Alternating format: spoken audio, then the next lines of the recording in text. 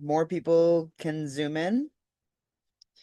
So, welcome everybody to our December quarterly. It's our executive team plus Caroline, but that's until more people show up, but that's what it is, and hopefully people show up. There is a technical issue, so okay, we'll start with a land acknowledgement, and then after that, we'll get into our speaker. So I'm personally joining from Ottawa, Ontario, which is the unceded Algonquin and Anishinaabe territory.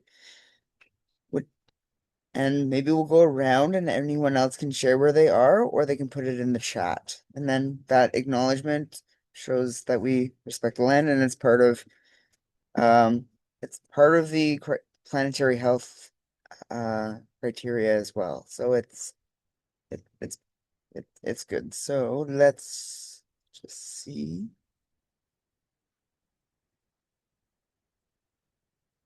Hmm. Anybody want to unmute and share where they're coming from?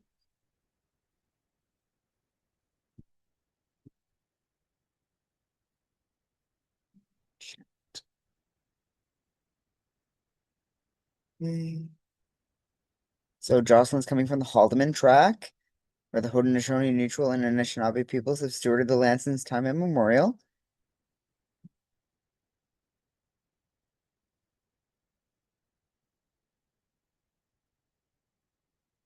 Anybody else want to share where they're from?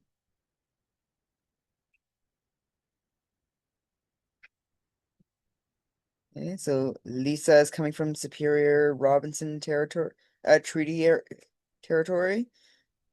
Sarah is coming from the land of the Mississaugas of the Credit, Anishinaabe and Haudenosaunee.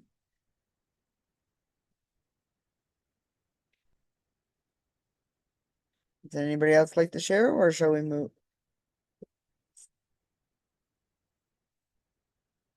Okay, I'm gonna go on to the next part.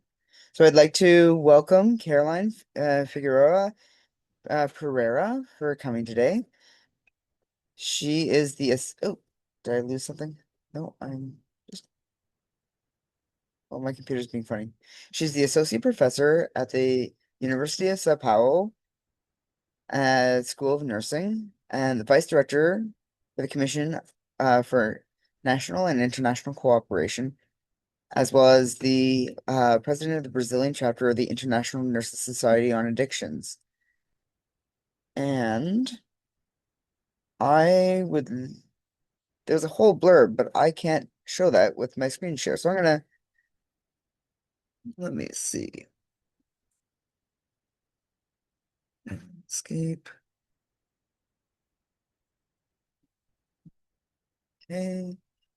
She is an associate professor at the School of Nursing at the University of São Paulo, in the Department of Maternal, Child, and Psychiatric Nursing. She holds a bachelor's, master's, and PhD in nursing from the University of São Paulo, with research expertise in mental health, psychiatric nursing, interpersonal relations, and anxiety management. She completed part of her doctoral studies at the University of North Carolina at Chapel Hill, where she developed a middle-range explanatory theory for anxiety management based on Peplow's interpersonal relations theory.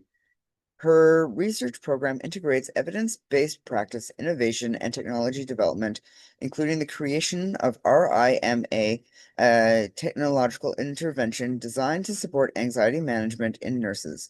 Dr. Pereira coordinates projects funded by FAPESP and CNPQ, serves as the vice leader of the NEPEASM.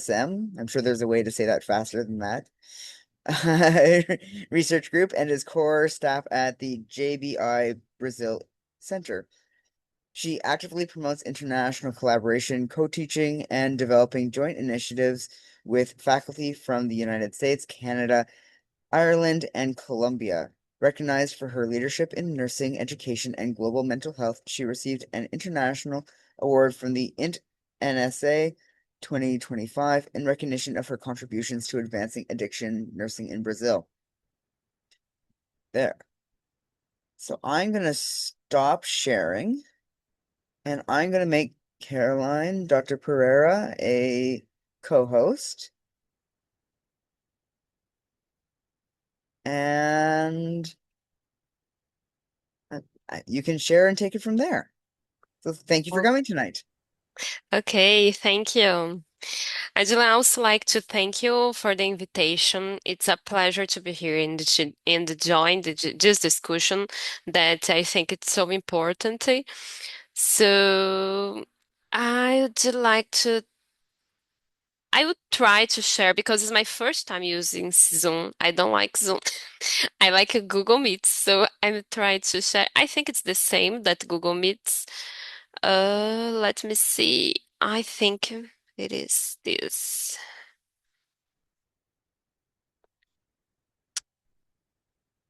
Could you see my screen? Yeah, That's working uh, well. It's good. perfect. And um, I always have a issue to pronunciate your name. It's Elwad Ahmed. Yes, that's my name. Yes.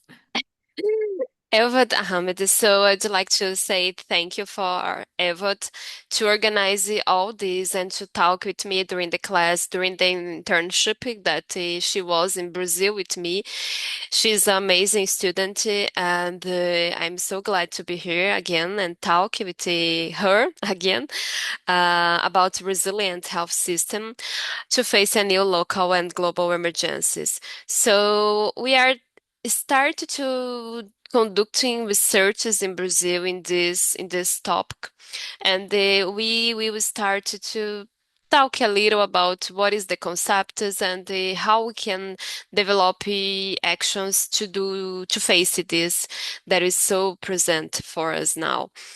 And the learning objective is that I was thinking to talking about. Let me see if my screen. Okay. No. So the learning objectives that we start, I would like to start is to understand the relationship between climate change, mental health, and anxiety, analyze impacts on vulnerable populations, and discuss the strategies to strengthen resilient health system. So as we know, in 2024, the World Meteorological Organization states that more than 115 unprecedented extreme weather events were recorded, displacing more than 2 billion of people and causing significant damage. The frequency and intensity of extreme weather events is growing, trend both regionally and globally.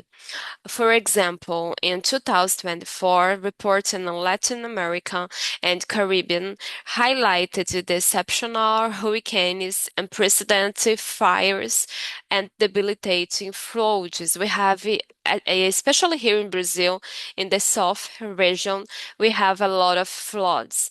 So all these are co-occurring with the global emergencies, local emergencies. So here. And the form now, I'd like to be this presentation more interactive presentation.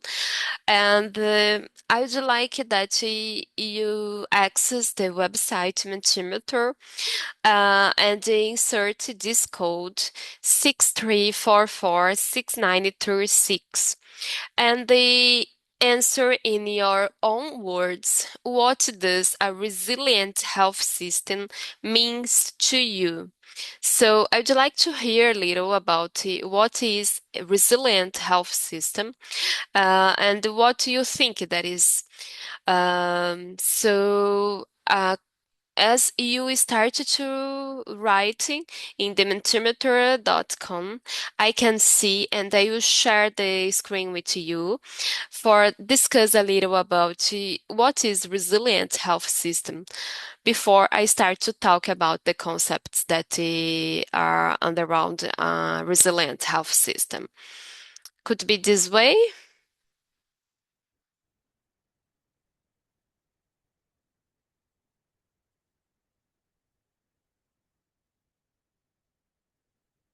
Yeah.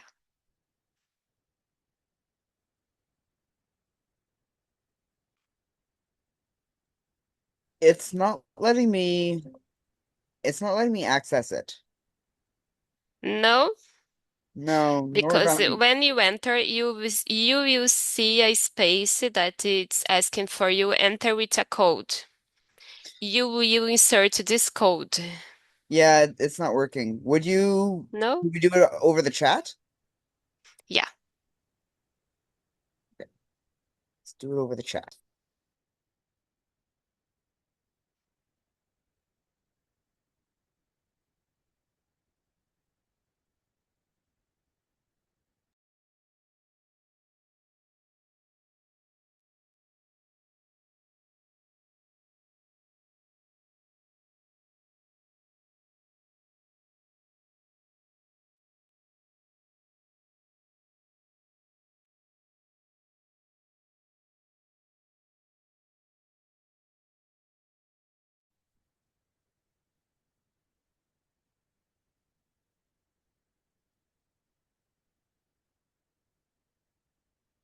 not letting. It's not working. Lisa is saying that someone enter or not.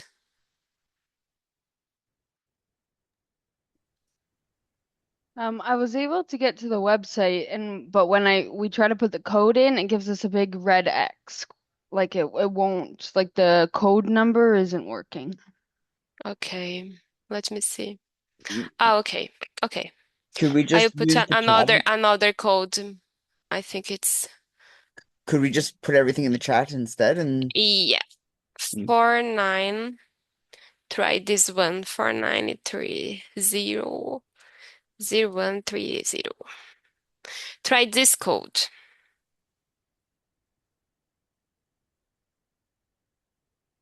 mm,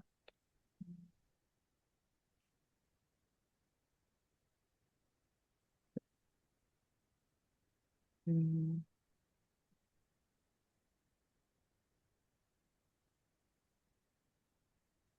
Yes, that works on my Yeah, end. Thank you so much. I'll not update the code. Sorry for this.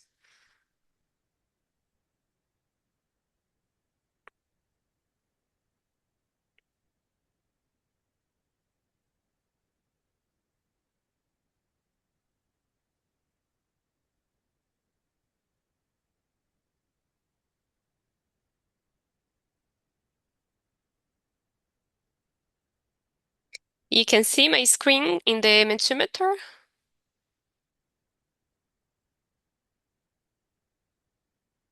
Yeah, we can see your screen. Okay.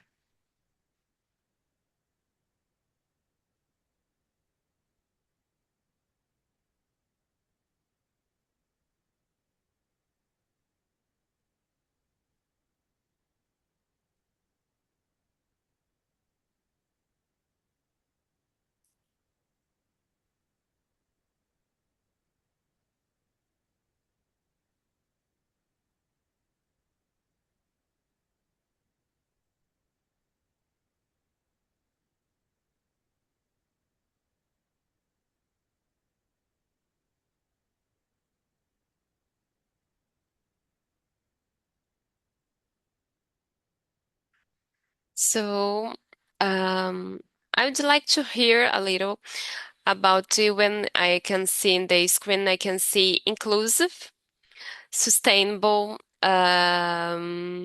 rises up again, robust staff into third, yeah. Uh, robust energy system. I'd like to hear a little who wrote the sustainable and why they thinking about when thinking about resilient health system, why sustainable? I think it's really important concept.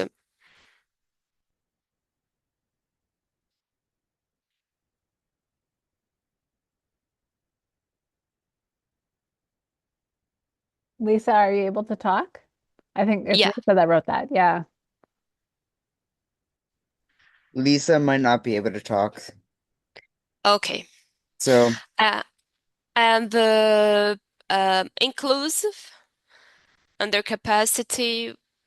Would you like someone would you like to talk a little why you choose these words or some insights for us, bring for us to discuss? I chose under capacity. Hmm. Um, if you're running at like 80% capacity, then if you have a disaster of some kind and you surge to 120%, then your staff aren't burnt out for the majority of the time and they're able to mentally be able to surge, but you also have more of the infrastructure to be able to surge. So if one area is getting evacuated, you can accept and host those patients. Yeah, great point. And so we are talking a little about infrastructure and the how we can health work to face this some global emergencies or some specific pandemics or endemics as well. We can see that we have a bunch of words, but the majority of words they bring key aspects for us when we're thinking about resilient health system. So as we can see, we can talking about sustainable. So it is important that we get a health system that can be sustainable, a health system that can be inclusive when you are thinking about all different populations that need this of this health system, as well as robust staffing. So we need to have robust staff that can be prepare for these specific situations. So the definitions that you bring for me now and for this discussion is important, and they are inclusive as well. And we can see that they are together and they bring some issues really important. So I would really like organized system, inclusive system, people that are really prepared for this, and the really big communication. So we need to have a good communication between people that need this system and the workers that are working this system to face new problems or to face global problems and the pandemics and endemics. Um, I will share now the presentation to talking little about the concepts that I would like to bring here about resilient health system. Uh, so uh, the first concept, so I think we need to thinking that resilient health systems, it is the ability to prepare for, respond to, and adapt to shocks and stress. So we need to thinking about infrastructure. We have infrastructure for this. We need to thinking about human resources, the governance, and information. So it is really important thinking for to thinking about these four concepts when we are talking about resilient health system.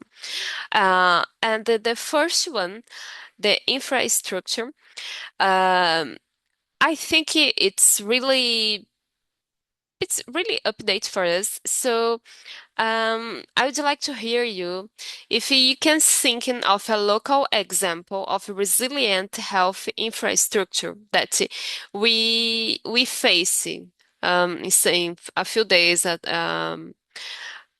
yeah, I think a few days ago, it's not so much because we have few years ago. So you can thinking about a local example of resilient health infrastructure that worldwide in thinking to facing uh, a issue, a problem that we face it together. Thinking about worldwide. So you can bring an example that we need to thinking about resilient health infrastructure.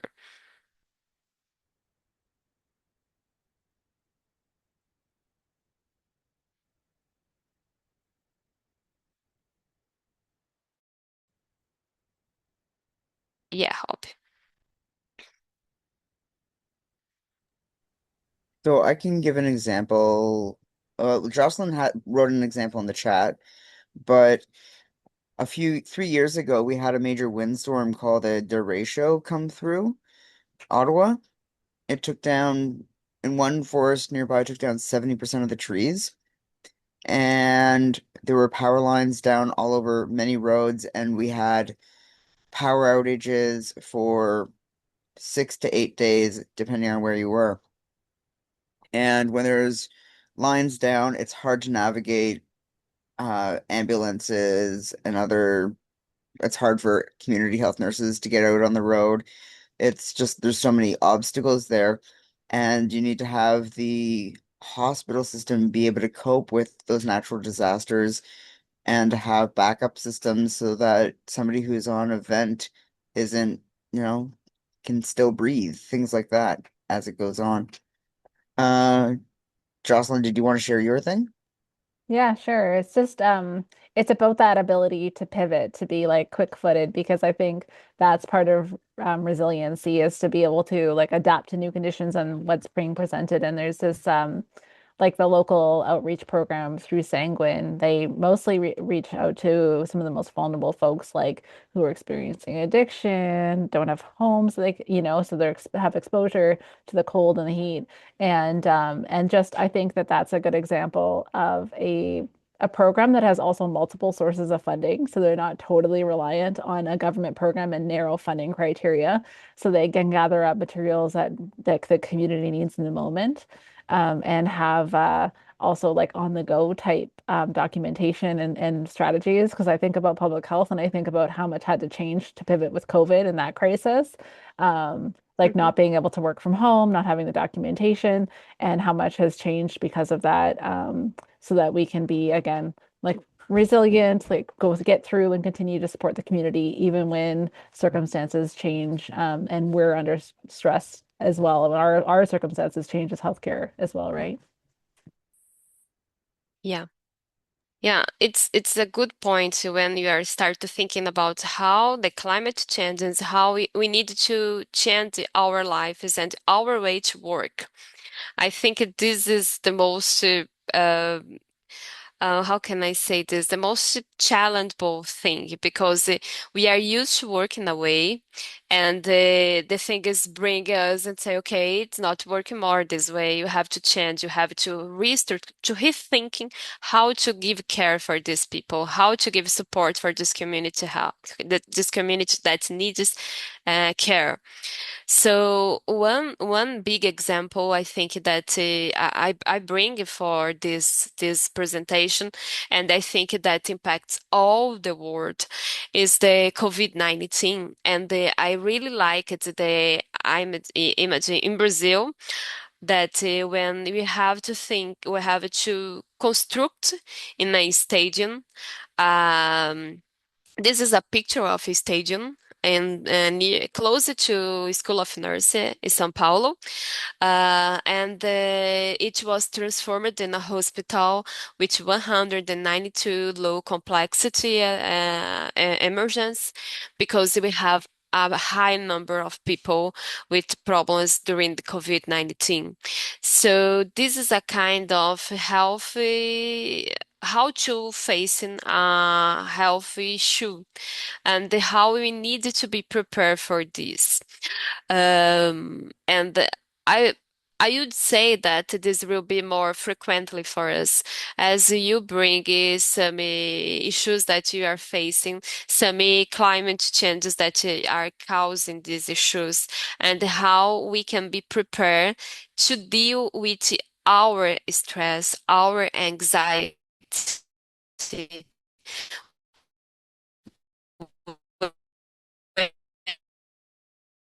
I think this is so how care of people that is care of others. So we need to have this. I will talk a little about this when we start talk about anxiety and how we can manage this during the workforce, the health workforce. Um, Another concept that is really important, and you already talking about, it's the human resources.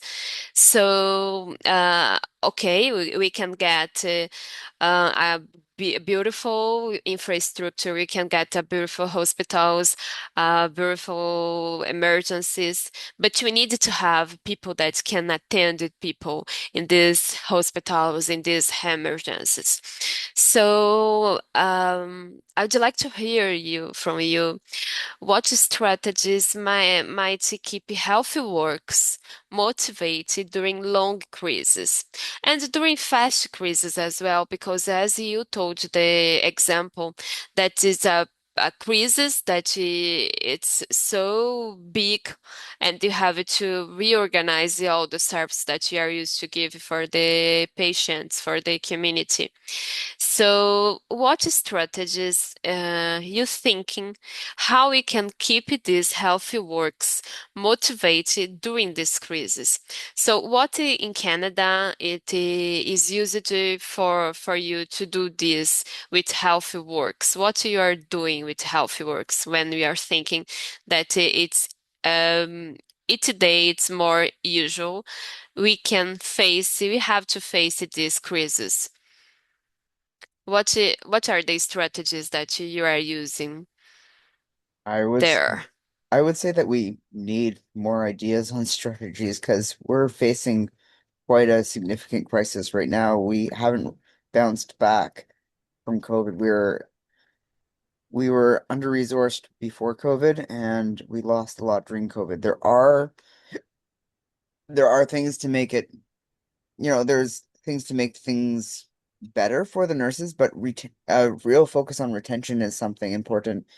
I'll read what Lisa has. So she wrote healthy, diverse, and sustainable food sources on site, and then rest spaces that are universally accessible. Jocelyn, do you want to say what you wrote? Yeah, sure. It was just to build kind of the team cohesiveness, like building community as a group with opportunities to get together, debrief, and talk. Mhm. Yeah, I think even like from personal experience, like I was working in the COVID center like right after graduation and didn't even have a grad or anything, and then went to like the ICU after, so it was a lot to handle. But I think a huge thing is like building staff morale. It was hard during the time because you can't really like go out and do things, but even just like little things like people would order food and we would get food in the hospital and we would have Mhm. break together, or like even having like good benefits, a good pension, basic things like that, which a lot of our part-time staff don't have access to. That would help because you can actually like massages and chiro and physio and just Mhm. basic general stuff that's just super important. This should be universally accessible. It's not, but yeah, things like that. I don't know. Yeah. Yeah, when I was talking and they give it this asking for this in the class with other students, I not see that the issues that nurses face is the same in all world. We are talking a little about rest, so a space that nurse can rest a little. And in Brazil, we don't have a space, we don't have a bed for nurses rest. So you can imagine a nurse that is working at least during COVID-19 that nurses are working more than 12 hours, and they didn't have a space to rest. Massage is almost impossible. It's a kind of utopia for us in Brazil because we have a big discrepancy between some uh, healthy workers and nurses. So we don't have this space for rest, for talking, for for be more, how can I say this? For be more to get more attention for the people that are supporting us. I don't know there in Canada, but I remember that the majority of students are saying for me that it's the same, that in Canada they don't have you don't have spaces a rest, a big space to rest. We don't have a bed to rest. Is it correct in Canada as well? There's no beds. There there's no dedicated beds for staff at all. You have a couch in the staff room, and but people are going in and out if there's access to that, depending on the workplace. Yeah, No we don't Yeah, have private. anything in Oh, come. ICU. We used to have a couch in the staff room. They got rid of it during COVID, and You don't now even have a we couch? don't have a couch. No, we have no. We used to have a rest area in the back of like a family waiting room that was like designated just for staff, and now the I think the whole thing is now a family waiting room. So no, we don't have a rest area. But No. you're a night nurse, and you guys, night nurses always like Yeah. have like little naps. Yeah. Where do you Yeah. nap? I know. You I don't know. nap. No, I mean I don't really nap personally, but people need to sometimes, and they do on their breaks, right? So it's like, yeah, it's just one of those things that, yeah, it'd be like if we had like a designated area for like a rest area. That would be nice. That'd be really yeah. nice. And it's so easy when you think it's as the same Rob said, you are nursing in the night. You don't have space to nap, so it's it's impossible. Someone thinking that you don't need a space to rest because you spend all the night care of people. So this is important when we are talking about human resources. So it is important as well when we are talking about professional support. I don't know in Canada, but in Brazil we don't have a fair and adequate pay. Even when we start to thinking about the difference between the payment between physicians and nurses. It's a big, a rude gap. And how we can think and how we can empowerment and talk more about this because we know that any place, any healthy assistance works without a nurse. And so, how we can keep in this way, how we can keep without a place to rest, how we can keep without a fair payment. So, this is the thing is that we need to thinking, you need to talk, and you need to bring it to politicians how that this is important to keeping healthy works motivated during this crisis. Emotional and psychological support, as you talked before, massage and good things that we can get during the assistance. Um, as well as you talked about the briefings that is really important, and the place that is safety for the workers, health workers, and the career and purpose. So it is important. It is really important when you are in a place that you can see your career and you can see that you can increase in your work. So it's really important when you have a plan to increase in a career. So to face resilient health system, it's really important when you're thinking about human resources. And as we told, it's really important to talk about politicians and to bring this for them.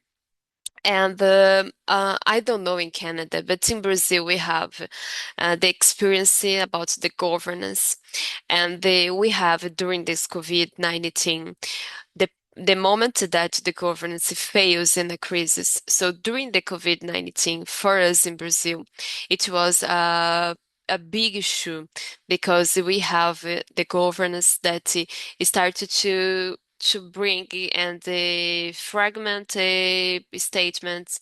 They bring a lot of fake news and how this impact when you are thinking about the health system and how to face global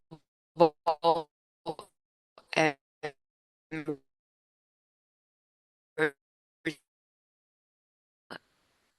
uh, we have we have the unified health system, and our unified health system has universal coverage and a strong primary care capacity.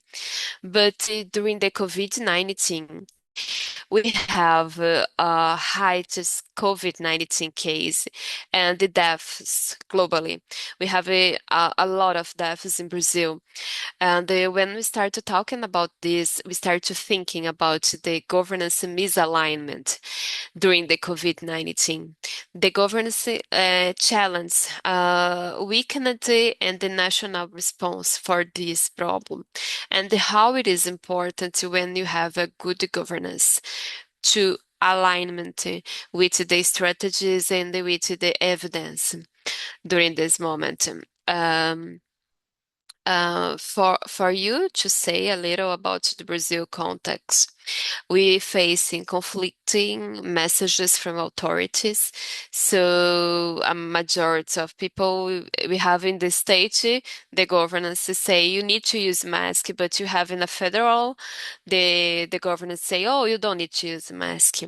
And lockdowns, vaccination, we waited so long time to get to flus, to get vaccination.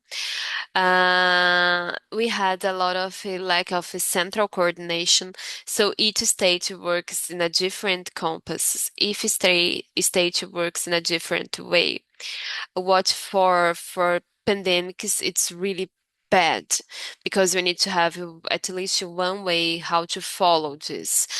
And we have as well a political interference in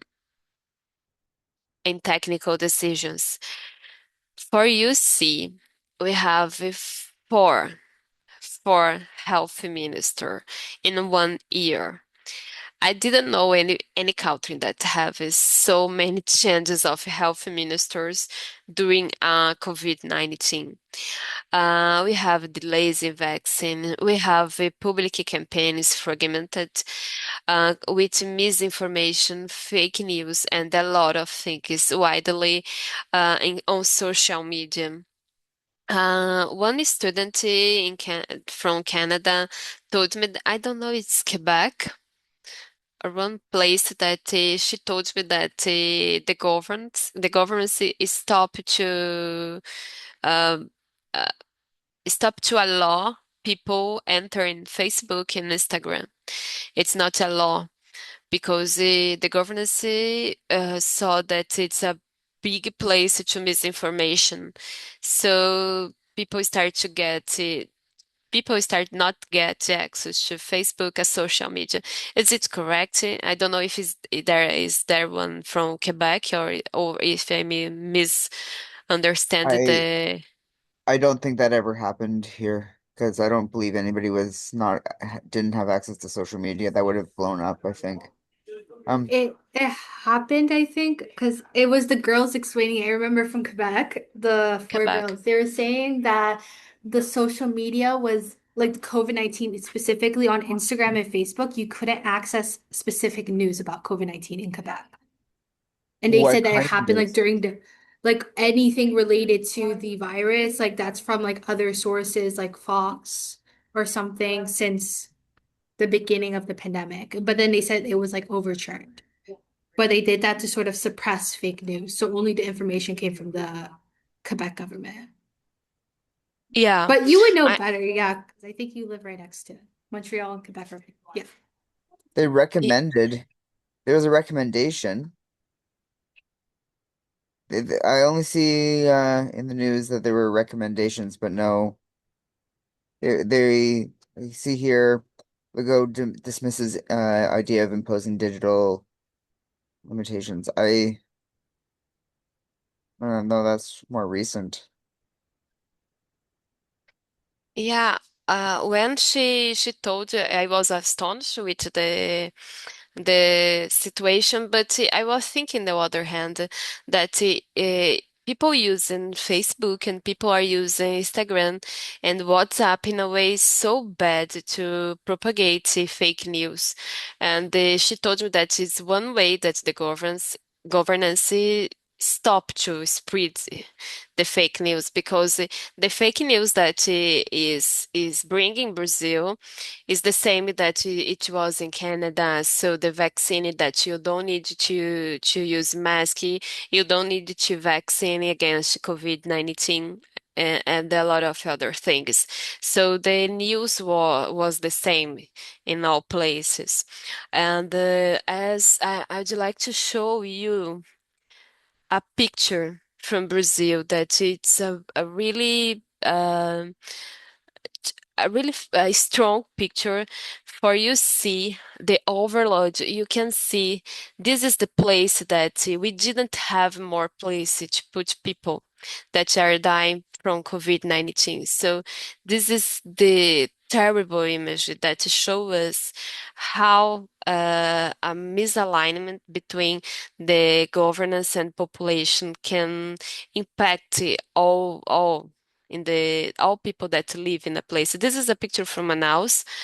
Um, and you can see overloads of health professionals, a high mortality among frontline work. So, who die?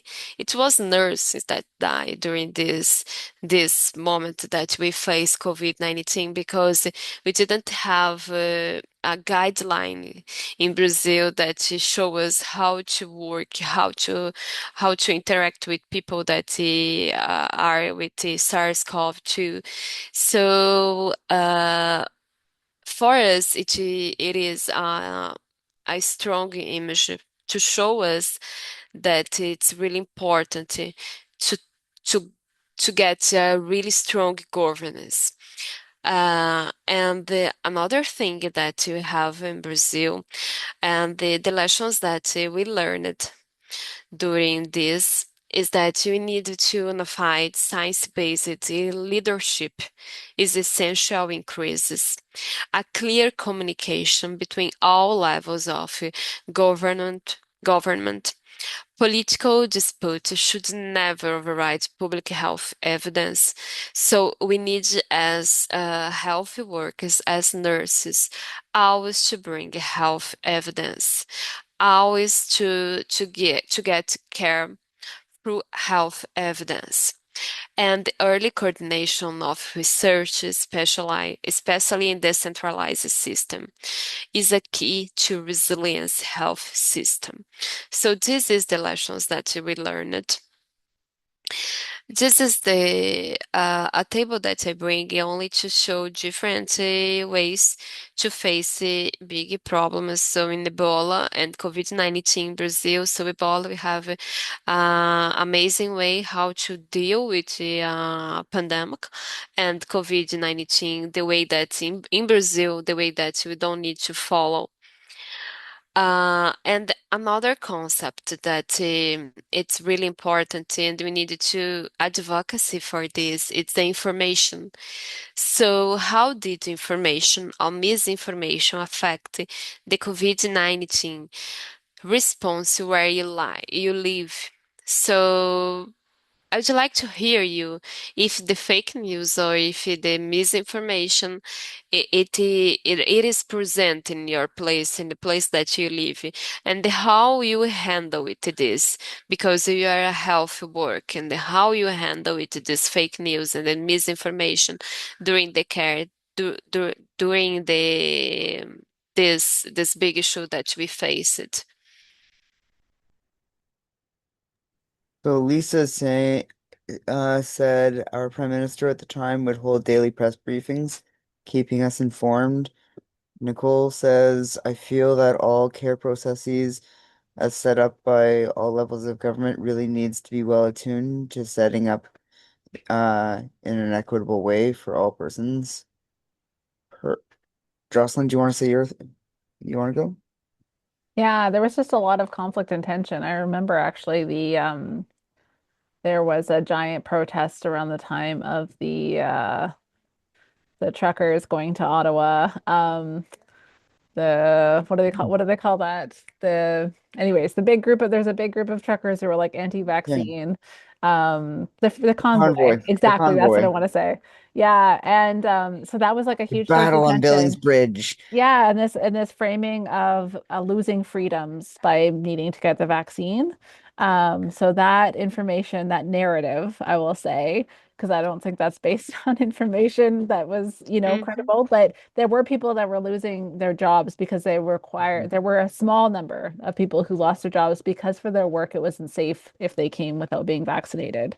And there wasn't great public health messaging, in my opinion, not sufficient and uh, I think comprehensive information coming to people about why the vaccination was important and relevant in their work contexts.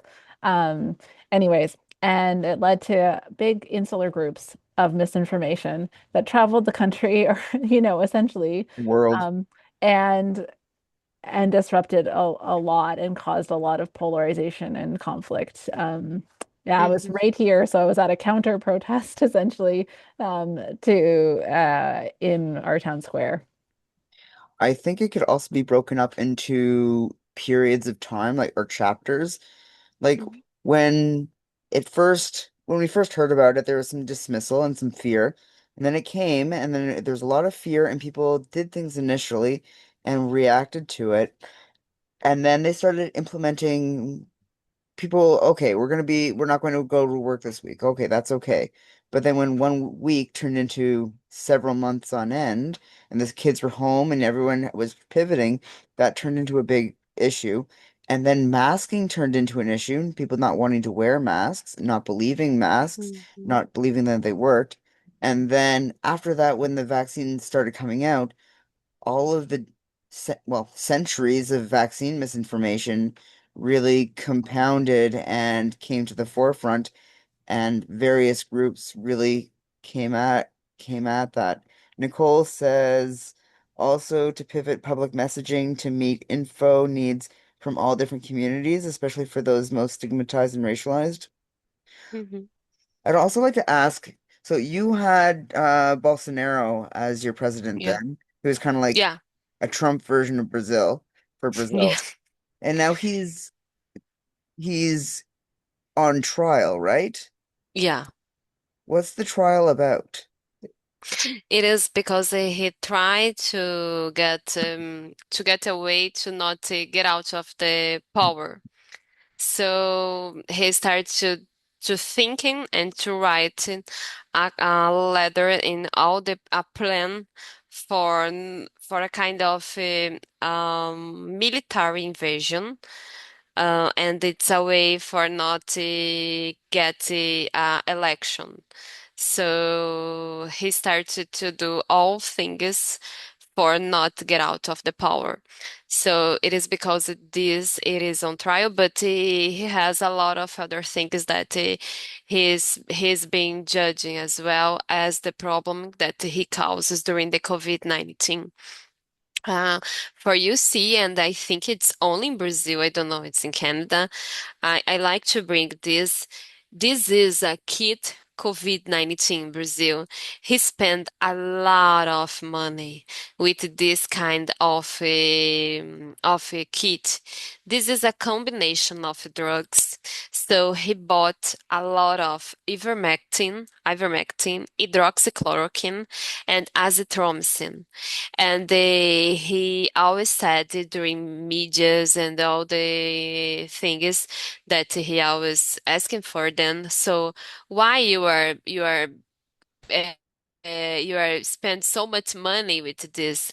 And he said that's a way to promote as preventive or early treatments for COVID-19. And it's usual for us see in a lot of hospital, physicians prescribe this kit COVID-19. Even we know that we didn't have any evidence for this. So he spent a lot of money with this, and we had a lot of people that start to buy a lot of these medicines, and as we know now that we have a lot of harmful and problems that with these people that took a lot of this medicine without not in a wrong way.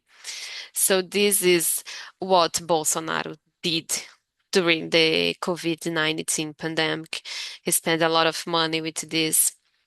And so this is, I think, to end a little of our discussion about the resilient health system, because I'd like to start talking about this. Então, so how we can promote a resilient health system, because we start to face, and I think all all us, mainly in Canada, climate change and social determinants of health.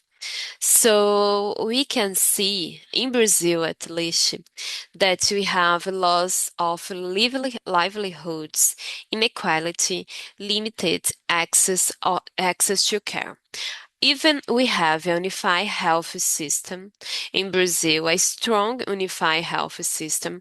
Our unified health system not to get access for everyone, because we have people that are in limited access to care, and it's really difficult to get access to get care for these people, because Brazil is a rude country, so we have specific places that is really difficult to arrive and to get a healthy access for people that live there. And of course, in Brazil, the most affected population always are women, children, the elderly, and the poor communities. And the poor communities are the most affected community and the most affected uh, during this climate change. So we always talk about climate change together with social determinants of health. We think that these two concepts working together. Uh, and the the impacts of climate change on mental health. We start with the climate event. And this climate event, in the majority of time, they get they causes social loss, and this social loss impact the mental health, so causes mental disorders. So we can see increase in anxiety, depression, and PTSD, and as well as immediate and chronic problems in all population, even the population that it's not in the poverty level. We have this in all level of population. The impacts of climate change affects all people, of course, in a different ways, because this is really important to talk about social determinants in health, and how we as nursing, we are nursing and the health cares, how we can talk and how we can change these social determinants. Um, um, I had one thing to talking about anxiety, but I think we are in the time. It's 9 p.m. for me. For you, 97, 87, 7 p.m. maybe. So I'm a little worried about the time. So I will start to talking about anxiety with you. That it is one thing that it's always together when we start to thinking about climate change. And I would like to hear from you, when you hear the word anxiety, what comes to mind? What do you think that is anxiety?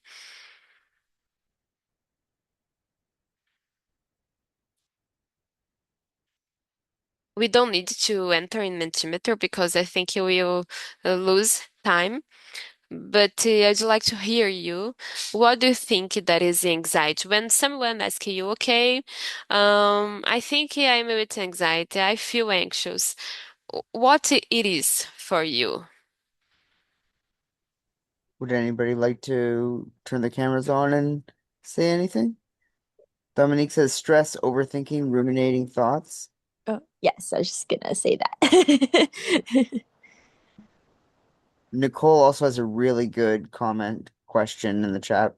We can address that after.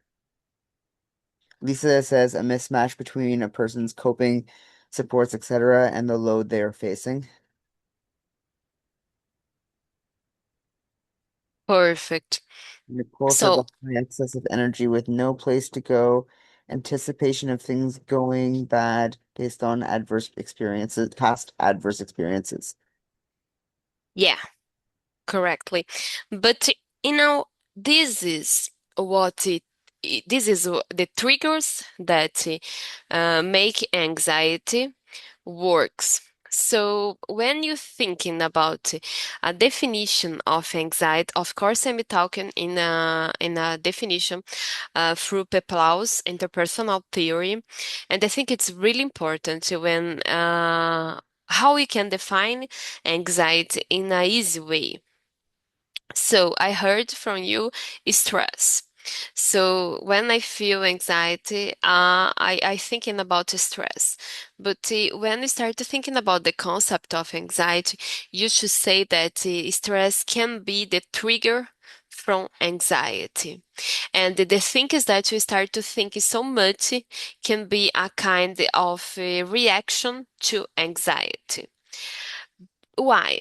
Because according to Plaus, anxiety is a kind of tension that generates transformation of energy. And this energy can be measured in mild, moderate, severe, and panic. So I always asking this. So all anxiety is bad or we have a good anxiety? What do you think?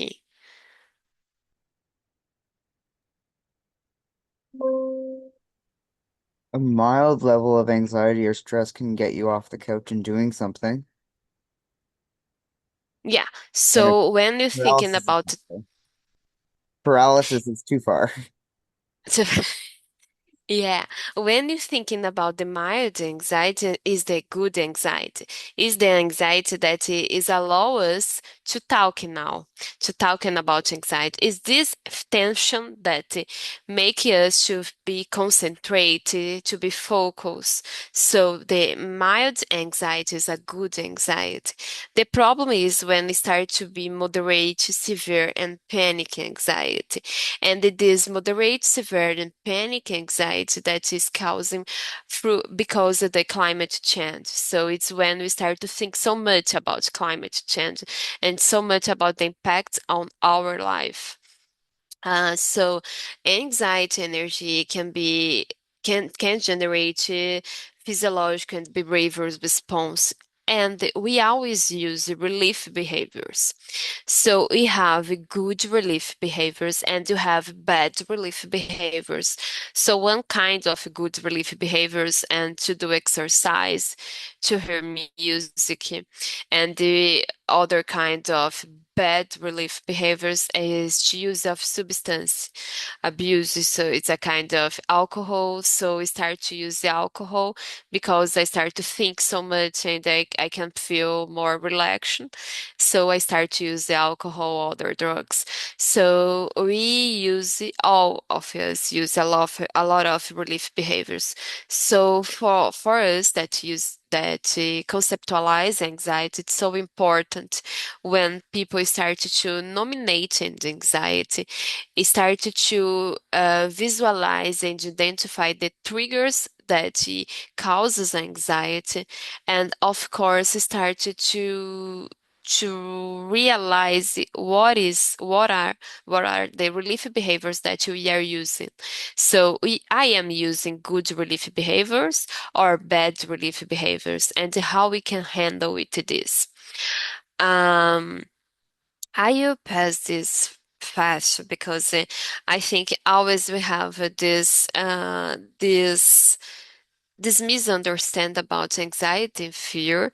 Uh, I bring a little, but I don't have time to talking about this. But the difference between anxiety and fear, that always we do this misinformation, that we think that anxiety is the same that fear, but it is not. Uh, and this is a picture, and I like to talk about eco-anxiety. So, eco-anxiety is an intense concern about the planet's future.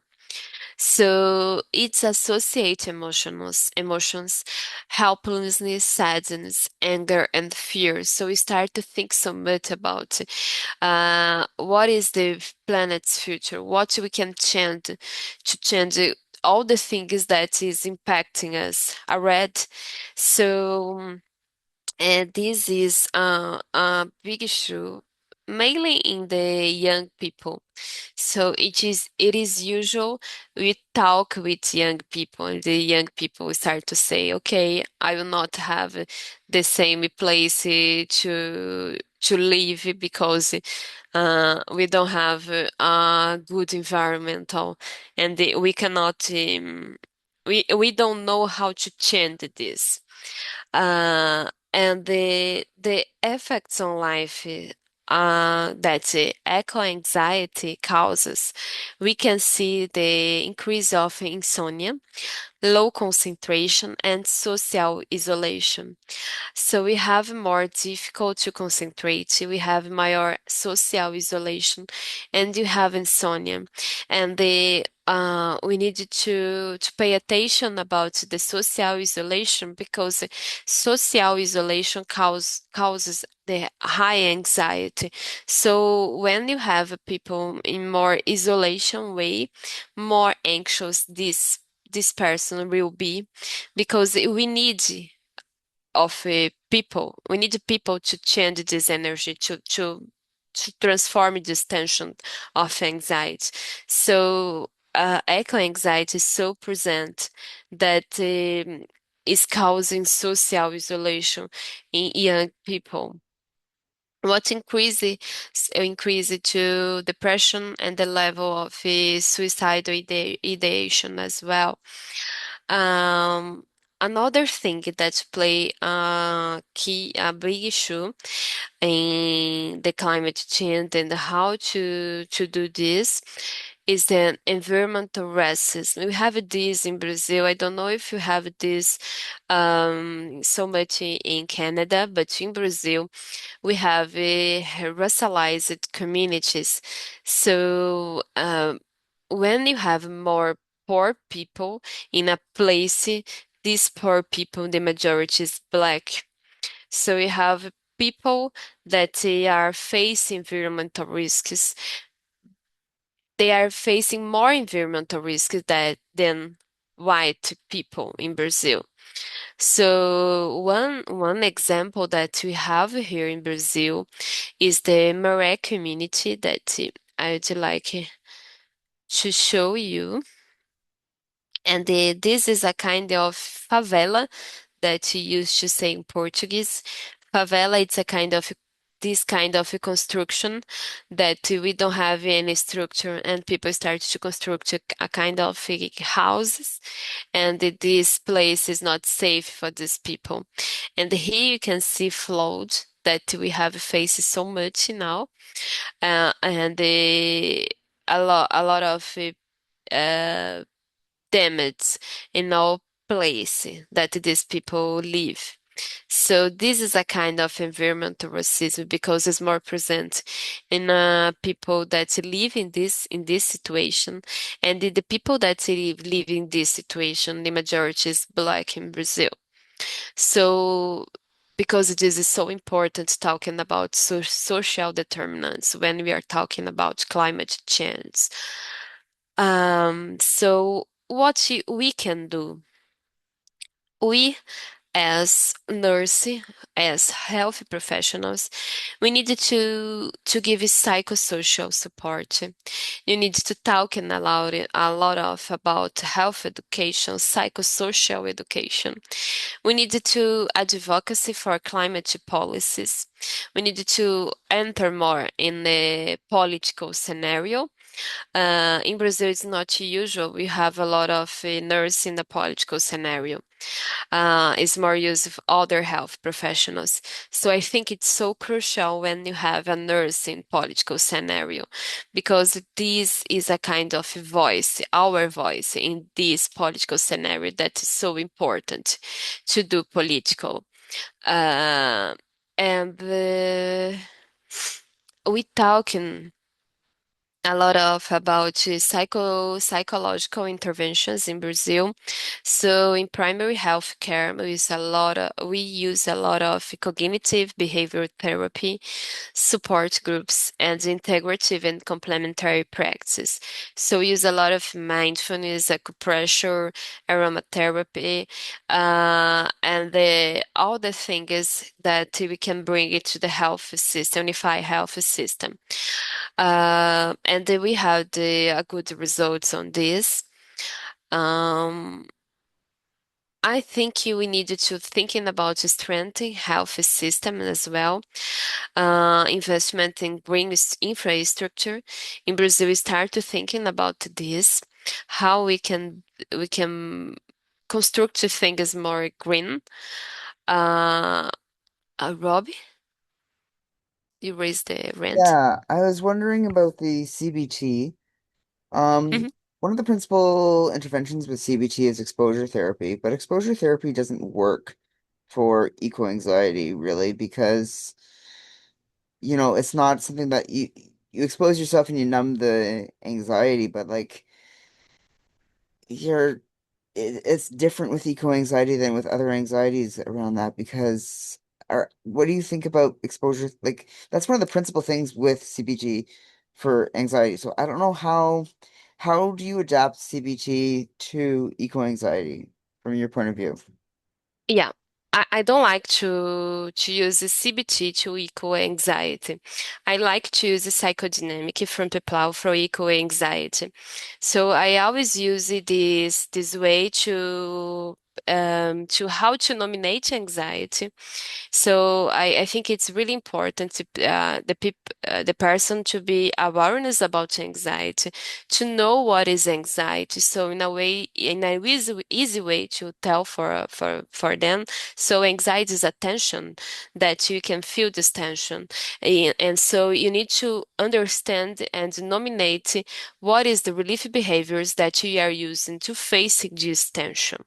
So we talk with them in a easy way to bring different perspectives. So what the different relief behaviors that they can use when they are feel anxiety. I don't like it so much CBT because I think it's how can I say it's so superficial and maybe don't work so much with the triggers of anxiety, with the things that came before this feeling. If, mailing in echo anxiety. But in Brazil, our reality is that we have a few nurses that are prepared to use psychodynamic. The majority of nurses are prepared to use the CBT or other approaches because the psychodynamic is a kind of more deep approach and they need more specialization to understand all the context, all the concepts. So in mailing primary healthcare, They use a lot of cognitive behavior therapy. You will see more in specialized mental health care in Brazil. They use of psychodynamic. So I like more psychodynamic, and I'm working on this, how to give this information for nurses that are in the practical scenario, instead to use so much cognitive behavior therapy, because I think um, I agree with you when you say exposed. People use cognitive behavior therapy, so they expose and they don't work so much with this. The kind I open the door, but I don't know what is in this door, and I close the door. And the people came, but you open the door, and now I cannot talk more about this. So I think it's really important to use the psychodynamic instead of other approach. Even though we have a theory from a nurse theory, we have Peplau that told us how to use the psychodynamic and how to use all the concepts. So it's a kind of our theories as a nurse, and I feel that few people knows how to do this. I don't know if I'm clear about this or you have any suggestion or any No, comments? that helped. Elwad has a question. Okay. Uh, yeah, I was just thinking about how, because technically I think I was here for a whole 2 weeks in Brazil, so we got a really in-depth explanation of how the Brazilian healthcare system sort of works and how like people access it. But another really, I think, cool thing is just the fact that Brazilian healthcare is quote unquote free for everyone. Yeah. So everyone could technically act, you don't pay a single penny to No. access healthcare. And specifically, even like the mental health component of it. So, Mhm. like seeking these treatments, they're very community centered. When we went to, I think, one of the residents, sort of like, I guess, our version of CAMH, for a lack of a better word, or like an inpatient psych or outpatient psych unit, I should say. Um, when we went there, it was more so they were cooking with each other. They were all like Yeah. hanging out with each other. They were all like chatting. Like everyone was like sitting in a circle. And even when we were having discussions, the patients were joining in with us to sort of communicate. So it's like a very different cultural sort of landscape compared to Canada because we often have like therapy like one-on-one, but they're sort of more so connecting with each other to sort of facilitate, I guess, that. Yeah. Yeah, and I think when I travel around the world, I always used to say, and the people are astonished when I said that the mental health, the majority of mental health care in Brazil is outpatient facility and not inpatient facility, because we understand that we needed to prepare this person to society. And how we can prepare this person to society if you are care then in an inpatient facility. So we need to bring with them, to construct with them, how we can face problems or how we can to be reinserted in society. So for us, this makes so much sense when we think in an outpatient facility, because we work and we construct with the patient in a way to be reinserted in society. So I think this is really important when Ewald said this, that it's really different when you're thinking about health system with other system or the wild. And this our system is universal. So if you are traveling to Brazil from Canada and you have some issues, some health issues in Brazil, you will be attended in a health system. You don't need to insurance because you will be attended in a health system because it's a universal health system. So This is a case study of a Maria community, but I think I'd like to hear more you. I'm not talking about this now. I think we can try to talk in other meeting or other moment.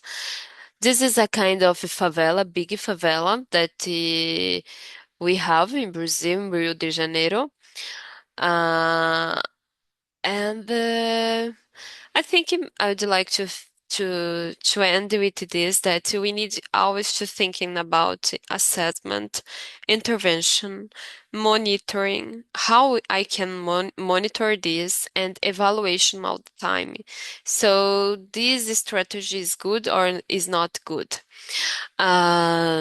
So I think is this. Uh, we have some, I'm bringing some educational resources. Of course, I can send for you after this presentation. Um, and here in Brazil, is so, as I told you, the flooding is affecting us so much. And I'd like to end with this. How can we prepare our health system for the emergencies of the future? So we are prepared for climate changes. We are prepared as nurses to facing this and how we can reorganize all the care when we are facing health changes, when we are facing climate changes, when we are facing emergencies. So I think I would like to end with this. And always to highlight that climate changes significantly impact mental health, especially in vulnerable populations. So because of this, it's really important to thinking about social determinants. Eco-anxiety, anxiety disorders, and PTSD are growing challenges linked with climate-related events. Uh, and always we have to monitor and evaluate all the time the interventions that we are implementing in the context that we are. So I think this is the reference. And this is my email. You can send a message for me as well.